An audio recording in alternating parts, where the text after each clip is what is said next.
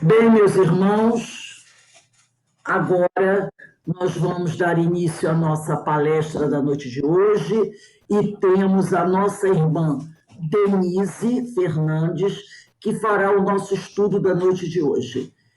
O tema que a nossa irmã Denise vai abordar é o capítulo 8 do Evangelho segundo o Espiritismo, que tem como título Bem-aventurados os que têm puro coração. E o tema que será abordado também está no item de 1 a 4, simplicidade e pureza de coração. A nossa irmã Denise é a vice-presidente da Sociedade de Estudos Espírita Francisco de Assis, aqui de Petrópolis.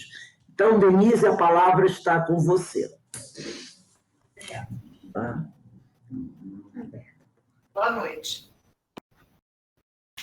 Então, como disse a Rosa, no Evangelho segundo o Espiritismo, capítulo 8, Bem-aventurados os que têm puro coração. Comecemos pela leitura do item 1, simplicidade e pureza de coração. Bem-aventurados os que têm puro coração, porquanto verão a Deus. Está em Mateus, capítulo 5, versículo 8. Item 2.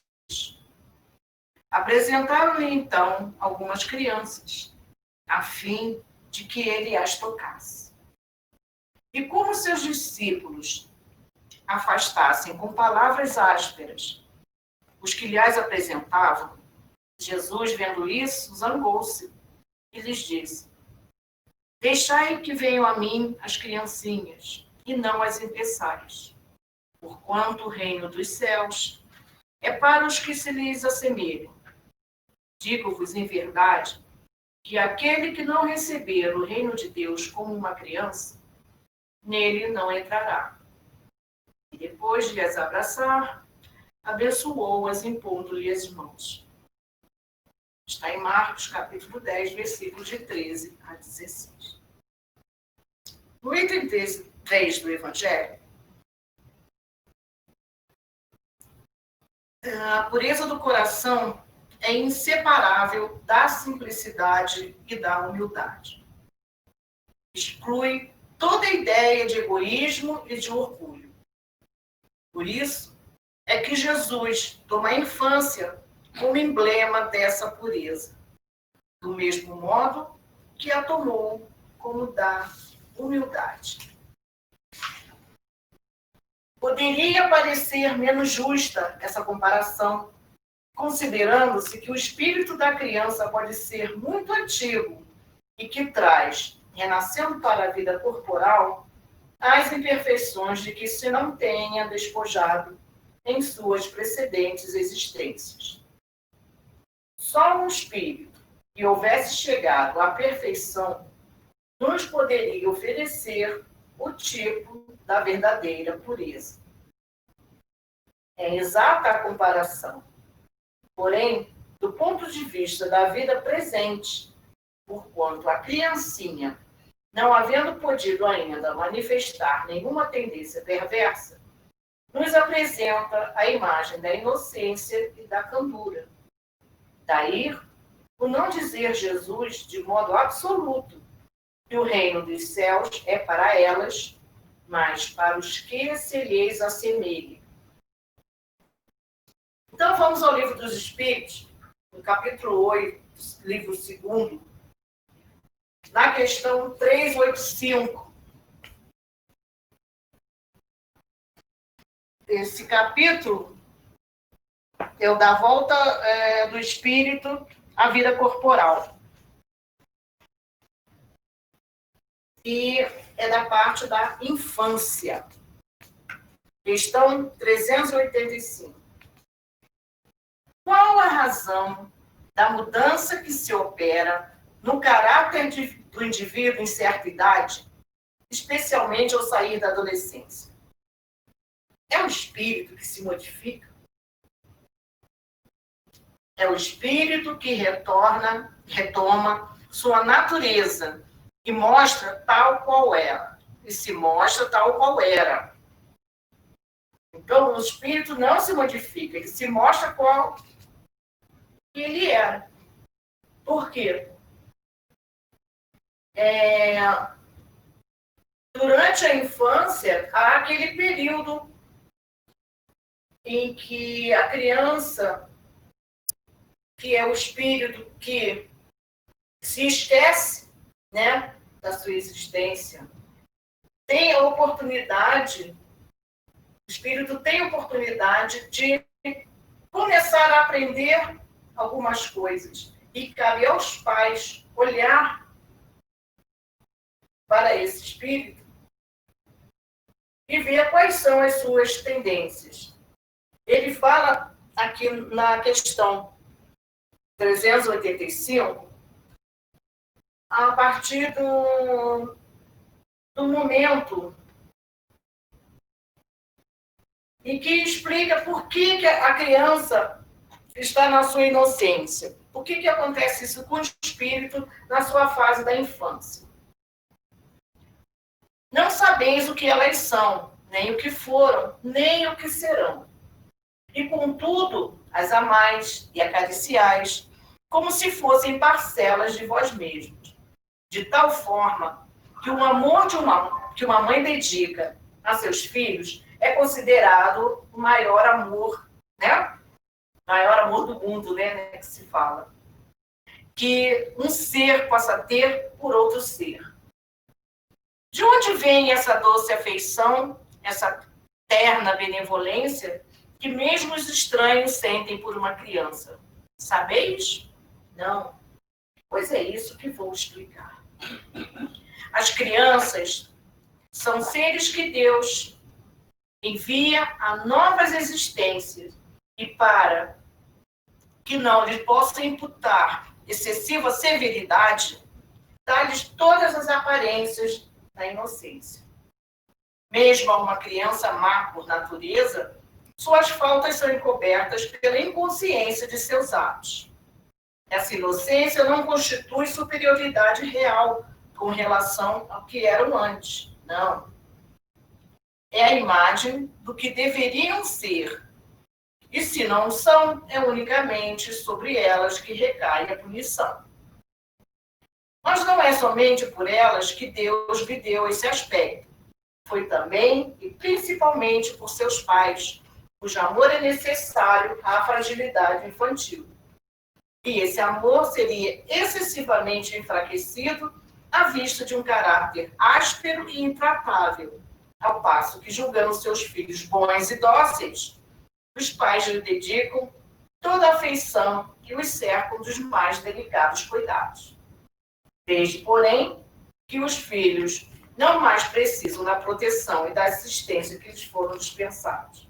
Durante 15 ou 20 anos, seu caráter real e individual ressurge em toda a sua nudez.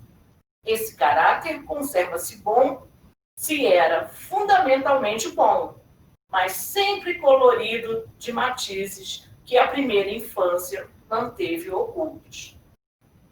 Como vedes, os caminhos de Deus são sempre os melhores.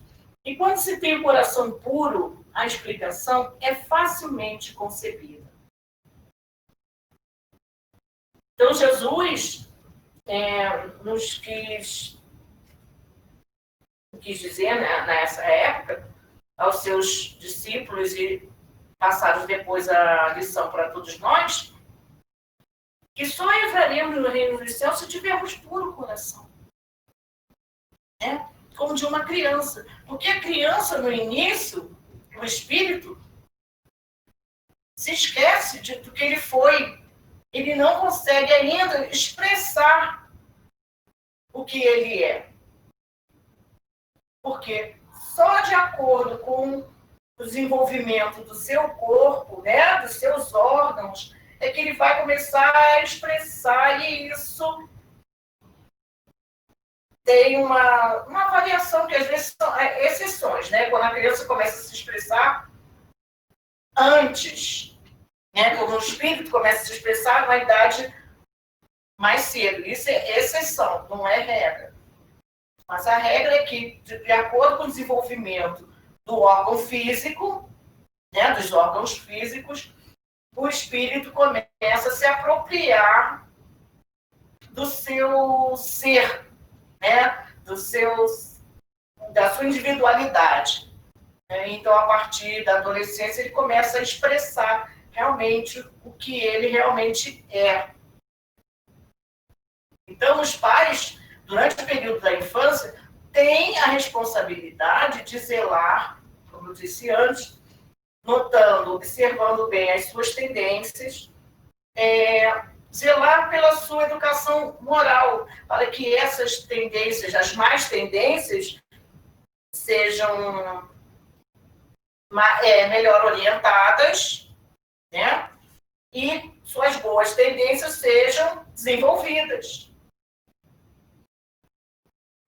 Bom, e a partir da infância, quando a criança é assim tão inocente, que às vezes fala aquela coisa, né? Que a gente ri bastante, porque é toda uma linguagem, é todo um pensamento, é todo um raciocínio pueril, inocente, que se tivermos esse coração, nosso coração assim puro, inocente, como a das crianças, conquistaremos o reino dos céus, porque é de lei, né? Porque devemos assim agir, como Jesus mesmo nos falou, como Jesus nos exemplificou. Ter amor pelas pessoas, ser pessoas sinceras, sermos pessoas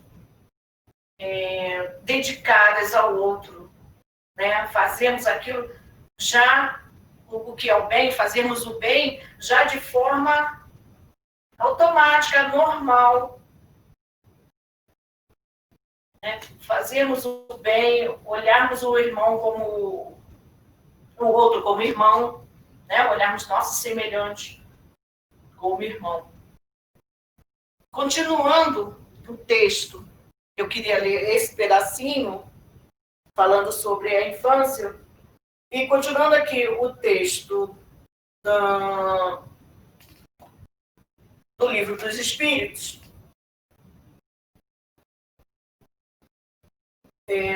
Como quereis que ele se incorpore entre vós, a não ser como Deus o quis, isto é, passando pela peneira da infância. Nesta vêm confundir-se todos os pensamentos, todos os caracteres, todas as variedades de seres gerados pela infinidade dos mundos que se desenvolvem as criaturas. E vós mesmos, ao morrerdes, vos achareis numa espécie de infância, entre novos irmãos, e nessa nova existência extraterrena, ignoraríeis os hábitos, os costumes, as relações desse mundo, ainda novo para vós. Manejareis com dificuldade uma linguagem que não estáis acostumado a falar, linguagem mais vivaz do que é agora o vosso pensamento.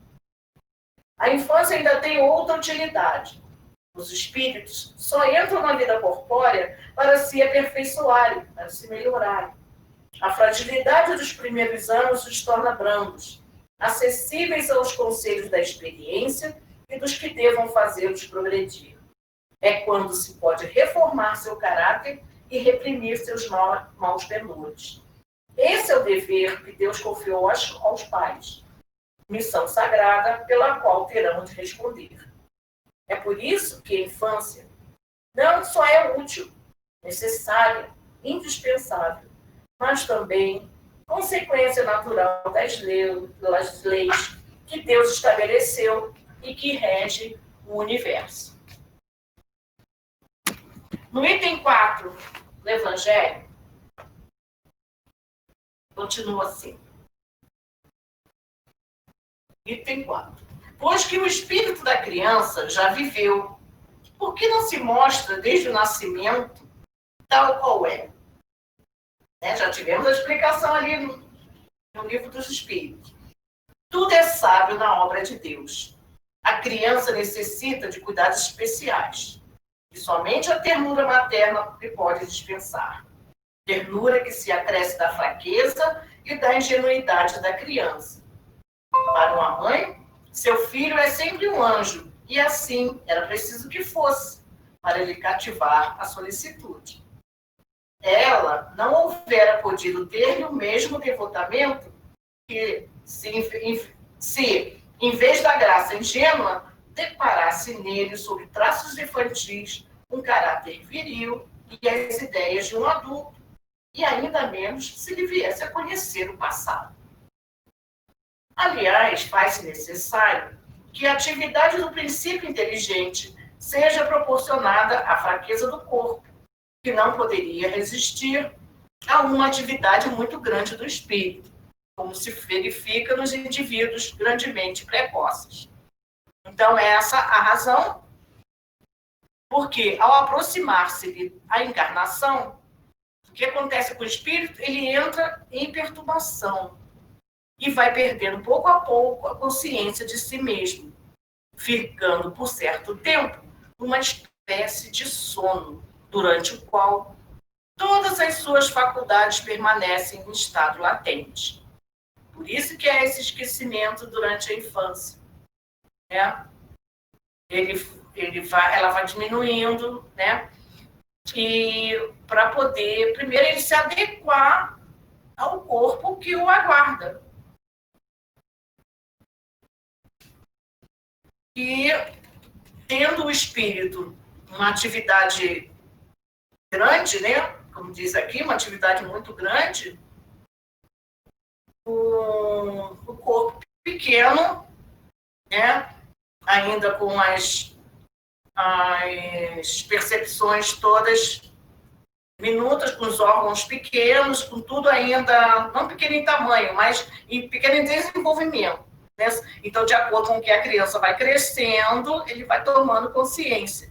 Então, é isso mesmo que diz aqui, que o espírito entra em perturbação e perde pouco a pouco a consciência de si mesmo, ficando por certo tempo numa espécie de sono, durante o qual todas as suas faculdades permanecem em estado latente. Então, é necessário esse estado de transição para que o espírito tenha um novo ponto de partida e para que esqueça, em sua nova existência, tudo aquilo que a possa entravar. Então, é como se a gente tivesse dado uma pausa, né? No ser que a gente era. Vamos começar de novo agora? Passa a beber, infância, você vai aprendendo que os pais vão orientando e você vai refazendo aquele seu caminhar. Se bem orientado, você consegue, se você tiver seu esforço também, você consegue ir domando as suas más tendências, né? Então, é um renascer, né? A reencarnação é uma dádiva, né? Uma grande oportunidade que Deus nos dá de refazermos o nosso caminho, nos melhorarmos, tendo uma nova oportunidade, então que a gente possa não deixar escapar, né? Que a gente possa nos mantermos firmes na nossa conduta, no nosso desenvolvimento, na tarefa de melhoria do próprio ser, de renovação, né? Para que aproveitemos bastante esta oportunidade. Sobre ele, no entanto, reage o passado. Claro que certas tendências, certas coisas não serão apagadas, serão somente adormecidas, né? E conforme nós formos crescendo, nos desenvolvendo nossos órgãos também, elas vão retornando. É assim que o espírito renasce melhor, mais forte, moral e intelectualmente, sustentado e secundado pela intuição que conserva da experiência adquirida. A partir do nascimento, suas ideias tomam gradualmente impulso. À medida que os órgãos se desenvolvem, Pelo que se pode dizer que no curso dos primeiros anos, o espírito é verdadeiramente criança, por se acharem ainda adormecidas as ideias que lhe formam o fundo do caráter.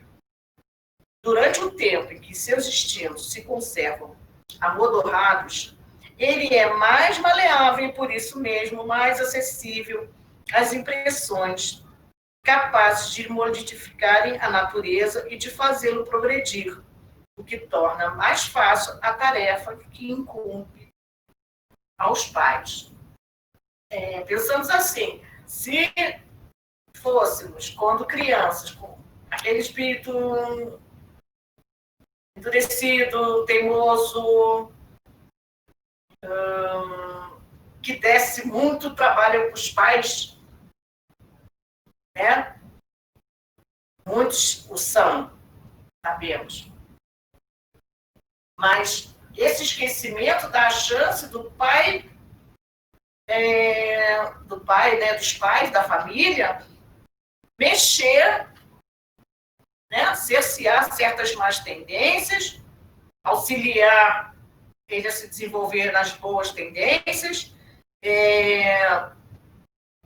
se portar melhor, uma educação moral, né, uma educação religiosa. Então, ele vai ter a oportunidade de passar por essas experiências para poder se melhorar.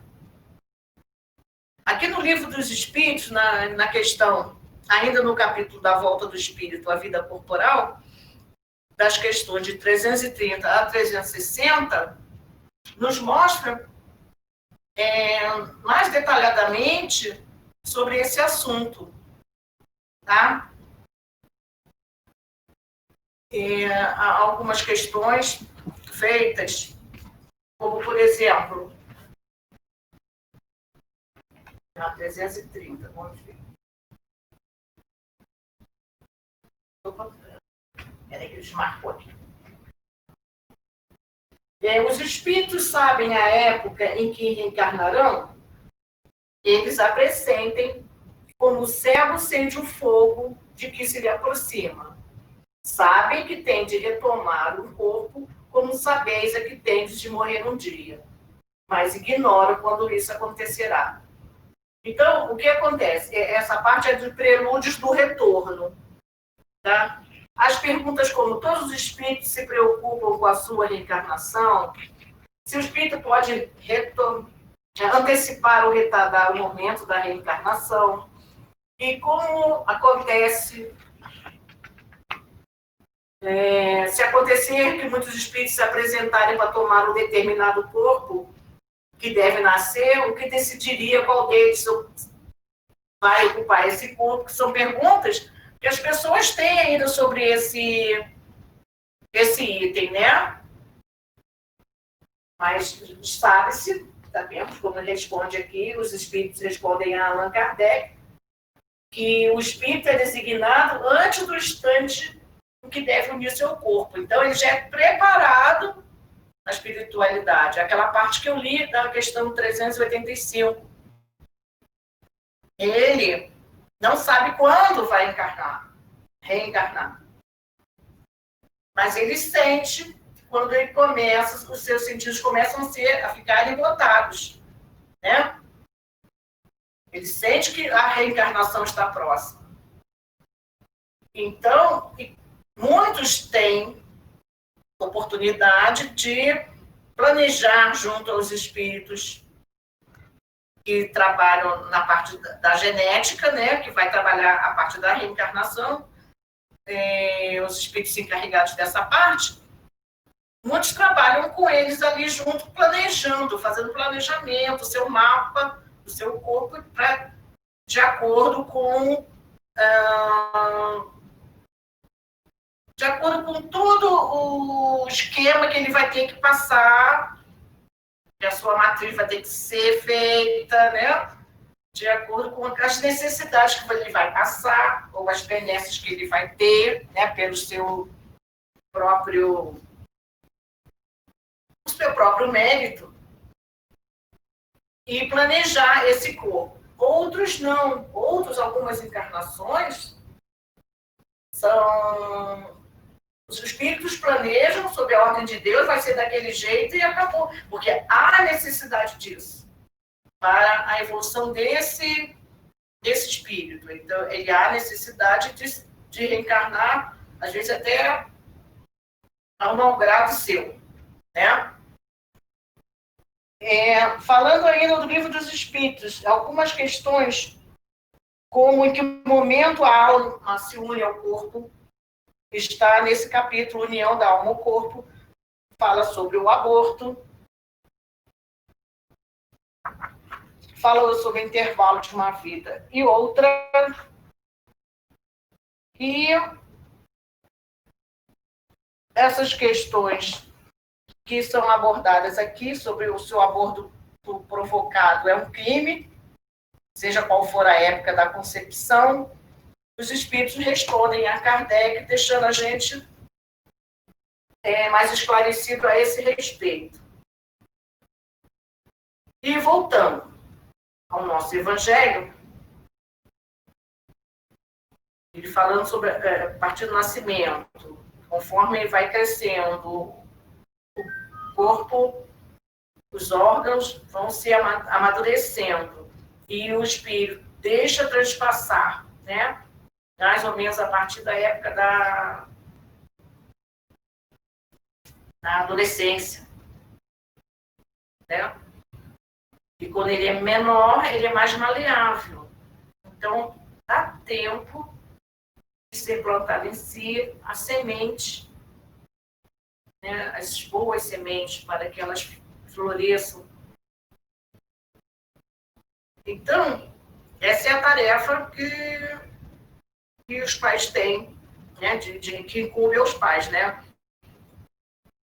Interferir aí, nessa parte, para que o espírito se torne melhor, os auxilie a melhorar.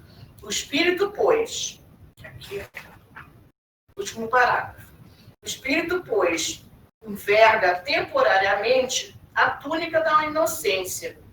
E assim, Jesus está com a verdade, quando, sem embargo da anterioridade da alma, toma a criança por símbolo da pureza e da simplicidade.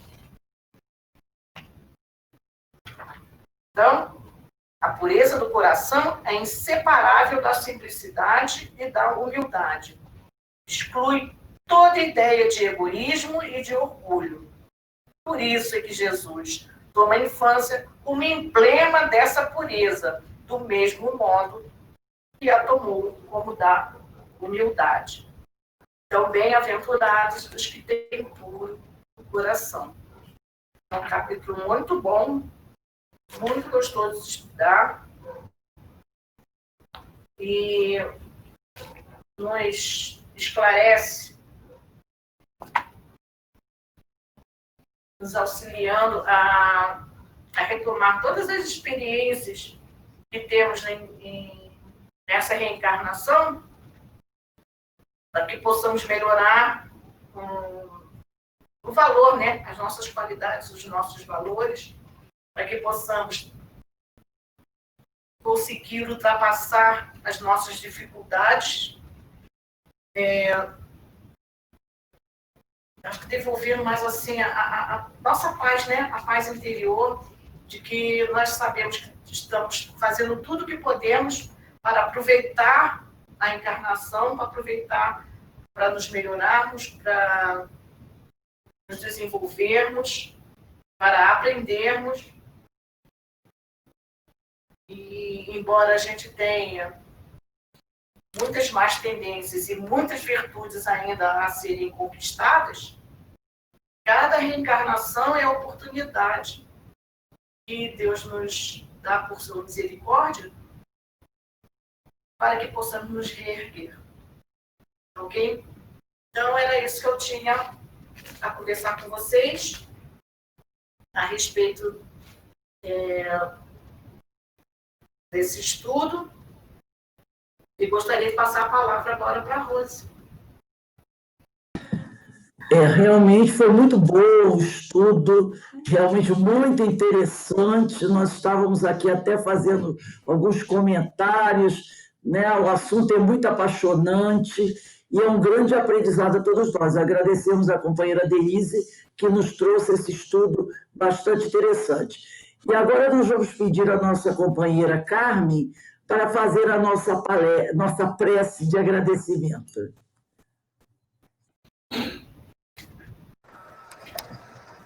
Então, agradecendo essa oportunidade dessa quinta-feira de estudos, esse estudo dessa palestra de hoje, o estudo da fé, da vontade, a reencarnação, que é uma bênção, a misericórdia do Pai, para que possamos experienciar novas situações para o nosso aprendizado, para que possamos aprender, possamos ser mais firmes, fortes,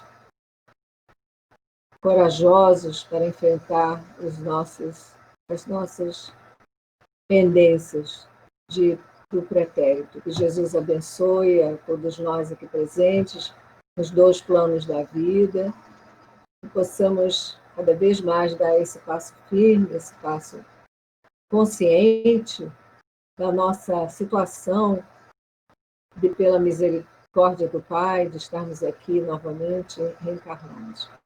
Jesus abençoe a todos e pedimos a licença de darmos por encerrado os estudos dessa quinta-feira.